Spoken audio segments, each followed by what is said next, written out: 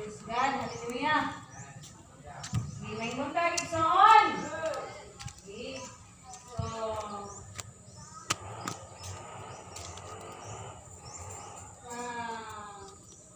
balik na sa atong palibahon karon. No, na mao ang Sunday school.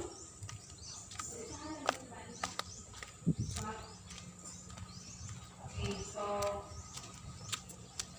ang Sunday school is nagaluhan ko siya, are you walk by your side or are you walking by faith or by sight, no? Na di kinahanglan sa atong kinabuhi nga magalakaw kita, nagahangat kita diha sa kitasan, no? Nga atong tinguha mao ang langiton nga damit, ang mga butang nga mga langiton dili ang mga butang nga kalibutanon. So ang mga butang nga dili makita. So nagaingon des sa Yohanan 11:1, nagikinahanglan sa atong kinabuhi nga magalakat kita diri sa kalibutan, nga magalakaw kita ang atong tinguha sa atong kinabuhi ug sa atong kasing-kasing mao mga butang nga dili makita. Kay kana siya mao kana ang mga saad sa Dios nga gitagana sa iyahang mga katawhan. Kay ningon pa diha sa Hebreano 3:5, ningon ang saad sa Dios nga dili ko kamo biyaan ni kaligdan. So mga kaigsunan sa tuang kinabuhi, gikinahanglan nga sa matag adlaw nato nga pagkinabuhi diri sa kalibutan, gikinahanglan nga mag-igmat gayud kita, magbinantayon kita. Okay? So karon mga kaigsunan sa pagpadayon sa atong Sunday school, which is karon is unsa karon katapusan sa bulan sa katapusan Domingo sa October. So next week November na sa. So dali na kayo ang panahon. So ang akong Sunday school karon is nag-connect gihapon ni siya sa last Sunday na ako nga Sunday school. No? Nga nagauluhan kini how to guide your heart. Okay? So kinahanglan daw magwadyahan or giyahan or naay mugiya sa atong kasing-kasing. No, ganun man. Kaya kini atong kasing-kasing, mao ni siya mudala kanato sa atong mga paglaom, no? Paglaom nato nga makatong taglangit. Paglaom nato nga makauban nato ang buhi nga Dios hangtod sa hangtod. O kini kasing-kasing nga mao pud nay mudala kanimo sa pagka naglag. No? Oh, labi na kung ang ato ang pilion dili maayo, aw kini kasing-kasing nga diretso gyud ni, no? Mao na ningon siya how to guide your heart. Unsaon daw pagbantay sa imuhang kasing-kasing, no? Unsaon daw paggiya sa imuhang kasing-kasing, no? Yes, gikinahanglan nga naay mo gwardya sa atong kasing-kasing, no? Naay mo bantay sa atong kasing-kasing.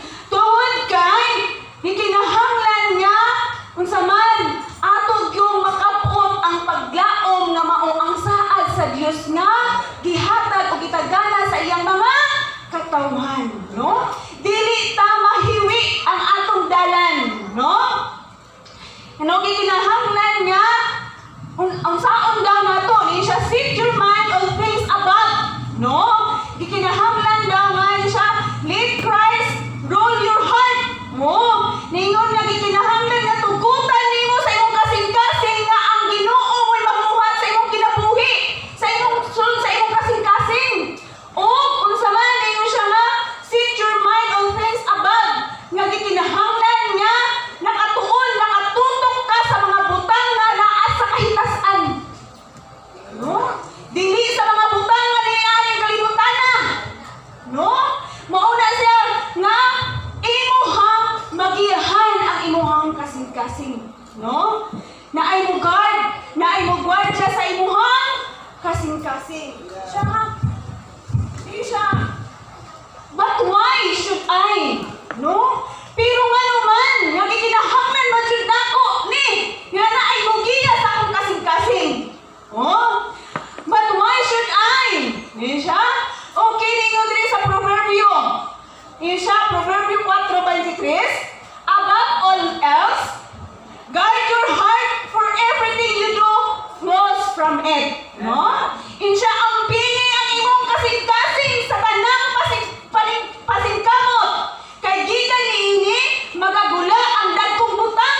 kinabuhi. Oo. Kay ang atong kasing-kasing mauni naga-control, no? Mauni ka na ang mo'y mumandog kung si atong buhaton. No? Okay. Ingan siya nga. Okay. Ang pagbantay sa imong kasing-kasing labing importante alang sa aktibo nga espirituhano, panalipod. No? Kung gibantayan nimo ang imong kasing-kasing, no? Sa mauni makapaaktibo. No? Active, no? Ang imong kasing-kasing, ang imong espirituhanon nga panalipod, espirituhanon nga bahin sa imong kinabuhi. No?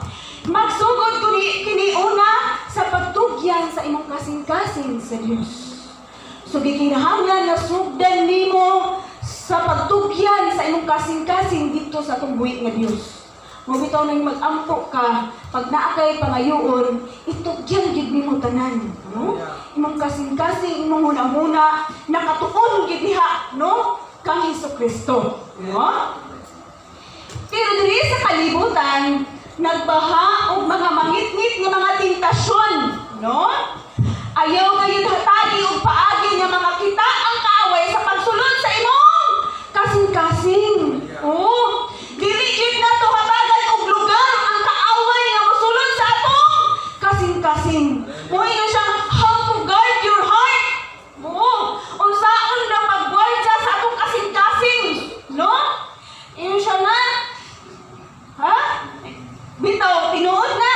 Yung mga pagaling sa kasabihan, hamakin ang lahat, no? Hahamakin ko ang lahat alang-alang sa aking minamahal. Kuya, no? Mga apektuhanan na imuhang espirituhanan nga bahin.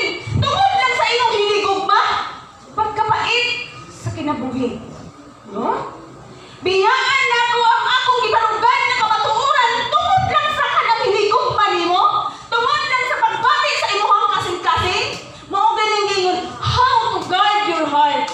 So gikinahanglan nga gawardyahan nato ang ato ang kasing-kasing. No? Dili kinahanglan nga maapektuhan ang atong alagaran. Maapektuhan ang atong pagpangalagad. Maapektuhan ang atong gisunod nga mga tuuran.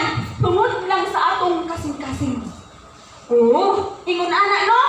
Munang kikinahanglan jud nga magpabilin ta ka Kristo.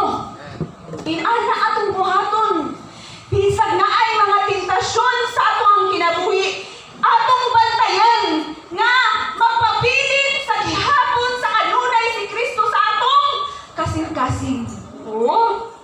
Kay magpabilin gaynin na siya o makalahutay ka, no?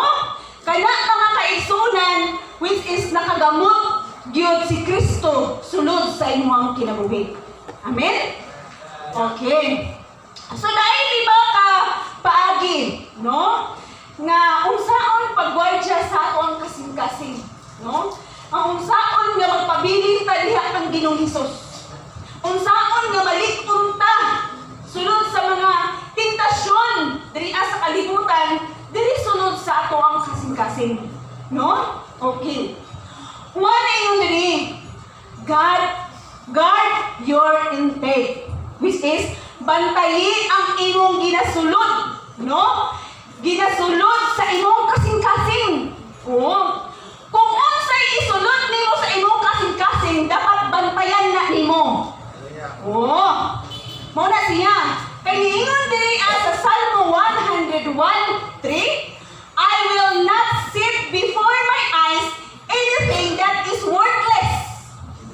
Buot pasabot, dili ko ibutang sa atubangan sa akong mga mata ang mga butang nga mahugaw.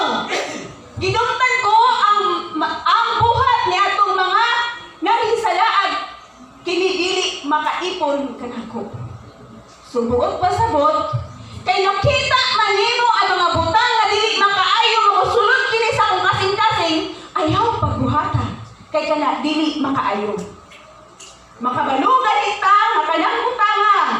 Mosulod diri sa akong kinabuhi, ayaw nagdayunan. Ayaw nagbuhata.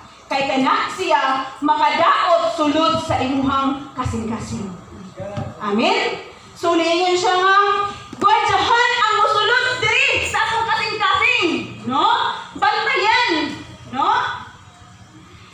Ayun siya. Ang imong gitanaw, gibasa o gipamati, mao'y maghulma kanimo. Sinuot na. Ang kaning atong gitanaw, ang atong gibasa, ang atong nalungog na nabatian, mao'y maghulma sa imong pagkatawo. Amen? No? Ang imong kasing-kasing nagkaon sa unsay gikonsumo sa imong mga mata ug nadunggan. O di ba? Kung nakay nakita, nakay nadunggan, mo'y konsumohon sa imong kasing-kasing. No? Busa kung ikaw nagpatuyang sa unsay pagpakaulaw sa Dios, imong gibiyaan, okay. Yung siya diri, imong gibiyaan ang puntahan nga lapad nga abli sa korupsyon. Okay.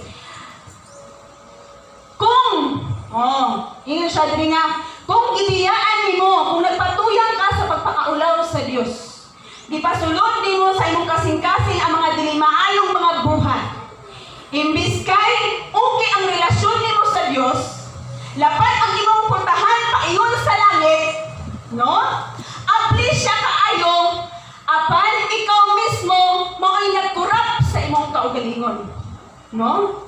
Kay kining kalibutan na corruption ni siya sa mga mangitngit nga mga buhat sa kaaway, no? Bukod pa sabot kay imo mang gipasulod ang mga dili maayong mga butang, ikaw mismo mao'y nagpahalayo sa dapit nga naaunta ang Dios sa imong kinabuhi, no? So imong gipalayo ang Dios nga kung diin mo na siya nagpuyo dapit sa imong kinabuhi. So ikaw mismo mao'y naghimo na mapalayo ang Dios sa imong kinabuhi, no? Dito is nimo ang mga pangandoy, no? Ang atong paglaom, ang atong pangandoy, mauman ang langit nun nga dapit. Mao ang mga butang nga dili nato makita, no? Pero kung atong ibutang gali sa atong kinabuhi ang mga pangandoy, mga paglaom nga kanang kalibutanon nga mga pangandoy, mao'y ipakigbabaw sa atong kasing-kasing, dili gyud na siya maghari ang Dios sa atong kinabuhi. No? Wala ang dapit